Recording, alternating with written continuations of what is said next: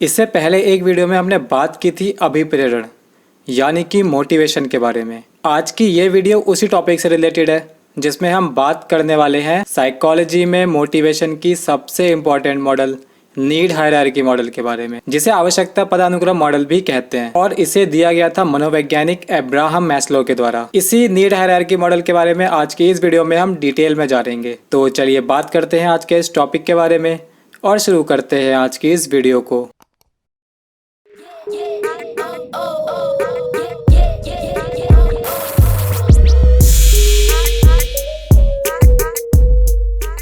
इस सिद्धांत को मानवतावादी सिद्धांत के नाम से भी जाना जाता है। मैस्लो ने इंसान की आवश्यकताओं को 5 भागों में बांटा है। इस मॉडल को नीचे से ऊपर की साइड देखिए। Physiological needs, safety needs, belonging and love needs, esteem needs और सेल्फ एक्चुअलाइजेशन नीड। इंसान की पूरी लाइफ इन 5 तरह के नीड्स को पूरा करने में ही निकल जाती है।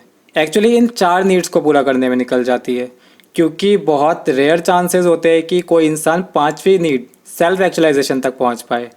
आइए इन नीड्स को थोड़ा डिटेल में समझते हैं। सबसे पहले बात करते हैं फिजियोलॉजिकल नीड्स यानी शारीरिक आवश्यकता की। मैस्लो के मॉडल में इसको सबसे नीचे रखा गया है, मतलब सबसे लास्ट में नहीं आती है ये नीड। इस मॉडल को नीचे से ऊपर के साइड पढ़ते हैं, यानी सबसे पहले ये नीड आएगी। फिजियोलॉजिकल नीड्स ऐसी नीड्स होती है जिनको पूरा किए बिना कोई भी इंसान जिंदा नहीं रह सकता। बेसिकली इन नीड्स में आती है हमारी daily needs like hunger, thirst, sex और दूसरी ऐसी नीड्स जो हमारी शारीरिक ज़रूरतें हैं। इनको पूरा करने के बाद ही इंसान अपनी बाकी के नीड्स के बारे में सोच सकता है। जैसे कि वो कहावत तो आपने सुनी ही होगी, पहले पेट पूजा फिर काम दूजा। जब तक इंसान का पेट नहीं भरेगा तब तक वो किसी और चीज़ के बारे में नहीं सोच सकता।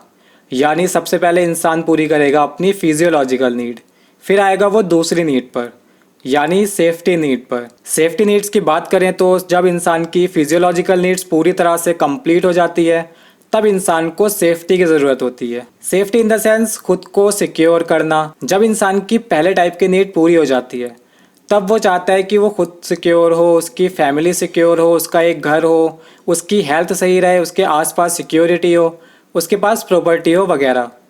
ये सब सेफ्टी नीड्स में आता है। इन दोनों तरह की नीड्स के पूरा हो जाने के बाद इंसान आता है अपने तीसरे स्तर पर, जो है लव या बिलोंगिंग नीड्स। इसे हम सोशल नीड के नाम से भी जानते हैं। इसमें आपकी सोशल लाइफ की नीड्स आती हैं, जैसे school, family, friend, religion, coworkers और इसके अलावा लव, अट्रैक्शन, अफेक्शन, ये सब आपका सोशल नीड्स में आता है। जब इंसान को पता होता है कि उसकी फिजियोलॉजिकल नीड्स पूरी हो चुकी है और सेफ्टी नीड्स भी पूरी हो चुकी है, तब वो चाहता है कि वो सबके साथ एक आइडेंटिफिकेशन बिल्ड करे। एक ग्रुप, एक फैमिली, एक कम्युनिटी, सभी जगह वो चाहता है कि लोग उसे अटेंशन दे, वो लोगों से ज़्यादा कनेक्ट हो, लोग उससे ज़्यादा कनेक्ट हो, कोई उसको प्यार करे, उसका साथ दे, उसको सपोर्ट करे। सोशल कनेक्शन, इमोशनल सपोर्ट, सब इस तीसरी तरह की नीड में आता है। इस नीड के पूरा होने के बाद आती है हमारी चौथी नीड, एस्टीम नीड यानी सम्मान की आवश्यकता। अब इंसान के पास खाना भी है, घर भी है, सिक्योर भी हो गया, प्यार भी मिल गया। अब वो चाहता है कि लोग उसका सम्मान करें, उसकी एक आइडेंटिटी हो, सोसाइटी में उसको वैल्यू मिले, उसकी रिस्पेक्ट हो। इस एस्टीम में भी 2 फैक्टर्स होते हैं, इंटरनल और एक्सटर्नल। इंटरनल एस्टीम यानी सेल्फ रिस्पेक्ट, अचीवमेंट, पावर वगैरह, और एक्सटर्नल एस्टीम में आएंगे आपके रिकॉग्निशन और अच्छा स्टेटस। तो बेसिकली एस्टीम नीड में वो चाहेगा कि लोग उसकी रिस्पेक्ट करें, उसकी बात सुने, उसको एक अच्छी पहचान मिले सोसाइटी में। यह आएगा आपका एस्टीम नीड में। इसके बाद अब आते हैं इस मॉडल की हाईएस्ट नीड पर, जो है सेल्फ एक्चुअलाइजेशन। मैस्लो पहले ऐसे साइकोलॉजिस्ट थे जिन्होंने सेल्फ एक्चुअलाइजेशन को इम्पॉर्टेंट मोटिव में शामिल किया था। ये एक ऐसा स्तर है जहां सभी लोग नहीं पहुंच पाते, यानी मोस्टली लोग अपनी लाइफ में 4 लेवल की नीड्स को ही पूरा कर पाते हैं। बहुत ही ज़्यादा रेयर चांस होता है कि वो सेल्फ एक्चुअलाइजेशन तक पहुंच पाएँ, इसीलिए इसको मॉडल के टॉप पे रखा गया है। अब बात करें कि सेल्फ एक्चुअलाइजेशन होता क्या है, तो ये एक काफ़ी कॉम्प्लिकेटेड टर्म है जिसका काफ़ी कम यूज़ किया जाता है। सिंपल वर्ड्स में इसको समझें तो इसका मतलब होता है अपने अंदर की पर्सनैलिटी को समझना और उसे ज़्यादा से ज़्यादा डेवलप करना, अपनी इंटरनल पावर्स को समझना, अपने पोटेंशियल को सही तरह से समझ पाना, ओवरऑल खुद को अच्छी तरह से समझ पाना ही सेल्फ एक्चुअलाइजेशन होता है। और मोस्टली इंसान यहाँ तक क्यों नहीं पहुँच पाते, इसकी अगर हम बात करें तो जब इंसान की 4 लेवल तक की नीड्स पूरी हो जाती हैं तब वो सोचते हैं कि अब उनके पास खाना भी हो गया, एक अच्छा घर भी हो गया, फ्यूचर भी सिक्योर है, सोशल नीड्स भी पूरी हो गई हैं, रिलेटिव भी अच्छे हैं, अच्छे रिलेशंस हैं, दोस्त भी हैं, नेबर्स भी हैं, सब कुछ अच्छा है और रिस्पेक्ट भी है सोसाइटी में, यानी अब लाइफ सेट हो चुकी है।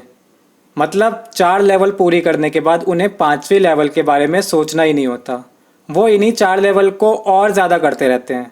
जैसे खाने की नीड पूरी हो गई तो अब उनको ज़्यादा अच्छा खाना चाहिए और ज़्यादा खाना चाहिए, अलग अलग तरह का खाना चाहिए। घर की नीड पूरी हो गई तो अब और बड़ा घर चाहिए, गाड़ी की नीड पूरी हो गई तो बड़ी गाड़ी चाहिए। इसी तरह उनकी लाइफ 4 नीड्स के चारों तरफ घूमती रहती है। किसी का ध्यान 5वीं नीड सेल्फ एक्चुअलाइजेशन की तरफ जाता ही नहीं है और इसी वजह से इसको रेयर माना जाता है। जो लोग सेल्फ एक्चुअलाइजेशन लेवल पे पहुंच जाते हैं उनके अंदर से डर, लालच, पैसे की मोह माया ये सब बिल्कुल ख़त्म हो चुके होते हैं और वो इंसान खुद के पोटेंशियल को पहचानने में लग जाते हैं और उनमें ये नीड पैदा हो जाती है कि उन्हें कुछ ऐसा करना है जो बाकी किसी ने नहीं किया, कुछ ऐसा जिससे सब लोग उसके नाम से उसे हमेशा याद रखें, कुछ ऐसा जिससे उनकी एक अलग पहचान बन जाए। और ऐसे लोगों को आप जानते हैं, यानी जिन लोगों के नाम आपको याद हैं वो एक यूनिक पर्सनैलिटी है, वो भी सेल्फ एक्चुअलाइजेशन की लेवल पे पहुंच चुके हैं। तो इन 5 नीड्स को 2 कैटेगरी में डिवाइड किया जाता है, फिजियोलॉजिकल और सेफ्टी नीड्स को लोअर लेवल में रखा जाता है और बाकी की 3 नीड्स को अपर लेवल में रखा जाता है। तो ये थी मैस्लो की नीड हायरार्की थ्योरी, जिसमें हमने देखा कि इंसान पहले अपनी पहली लेवल की नीड पूरी करता है, उसके बाद वो सेकंड लेवल पे जाता है, सेकंड लेवल की नीड पूरी करने के बाद वो थर्ड लेवल पे पहुंचता है। ऐसे करके 5 लेवल में हमारी नीड्स को बांटा गया है। तो हमें उम्मीद है कि आपको ये मॉडल समझ आ गया होगा। ये मॉडल आपकी ग्रेजुएशन और पोस्ट ग्रेजुएशन दोनों के लिए एक अच्छा टॉपिक है जो काफ़ी इंपॉर्टेंट होता है। वीडियो अच्छी लगी हो तो वीडियो को लाइक करना ना भूलें, कमेंट करके अपने क्वेश्चन और सजेशन हमें दे सकते हैं, शेयर कीजिए अपने दोस्तों के साथ और साइकोलॉजी से रिलेटेड और भी इन्फॉर्मेटिव और इंटरेस्टिंग वीडियोस देखने के लिए सब्सक्राइब कीजिए द साइकोलॉजी क्लासेस को। जल्दी मिलते हैं एक नए टॉपिक एक नई वीडियो के साथ। Thank you.